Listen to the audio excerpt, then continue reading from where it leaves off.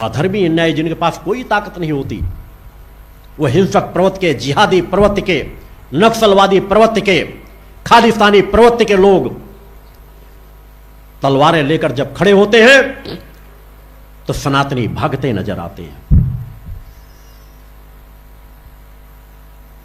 बहुत पीछे तो न जाओ, लक्ष्मीबाई तुम्हें याद नहीं, महाराणा प्रताप याद नहीं,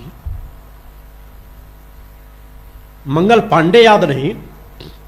क्या मंगल पांडे जानता नहीं था कि इतनी बड़ी विराट अंग्रेजों की सेना के सामने अगर मैं किसी बात का विरोध करूंगा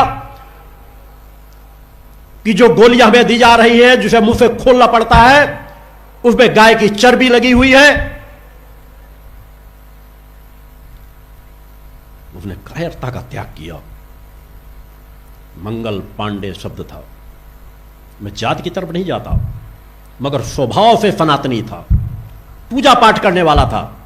उसने विरोध किया कि मैं मारा जाऊं अच्छा होगा, मगर अधर्म को स्वीकार नहीं करूंगा।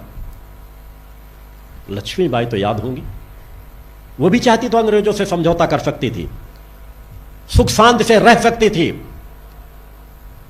मगर उन्होंने समझौता नहीं किया। अपने राष्ट्र के लिए, अपने देश के लिए, अपनी संस्कृति के लिए।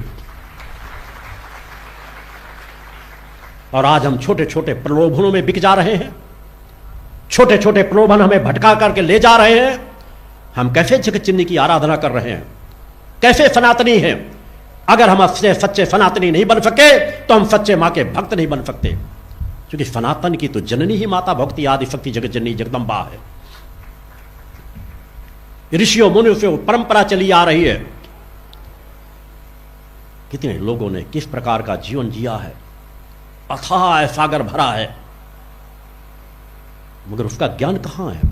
हमारे धर्म ग्रंथों में ना मालूम कितना परिवर्तन कर दिया गया, जातीयता का विद्वेष समाज के अंदर भर दिया गया, जबकि कि जातीयता से ऊंच नीच कोई व्यक्ति हमारे समाज में था ही नहीं, मगर अज्ञानता, परंपरागत अज्ञानता, छुआछूत, जातीयता के जहर को समाज में फैलाती चली गई। दूसरे लोग इसका आनंद उठाते चले गए। हम धीरे धीरे कमजोर होते चले गए, खान पान से, सभी चीजों से, शिक्षा से। हमें ज्ञान केवल बस डॉक्टर इंजीनियर बनने का, भ्रष्ट बेईमान बनने का ज्ञान दिलाया गया। कब सत्य की ताकत के साथ खड़े होने का ज्ञान हमें पढ़ाया गया? कब इस चीज का ज्ञान हमें दिया गया कि सत्य की ताकत से बढ़कर के कोई चीज नहीं होती, सत्य के ज्ञान से बढ़कर के कोई पूंजी नहीं होती, परोपकार से बढ़कर के कोई धर्म नहीं होता।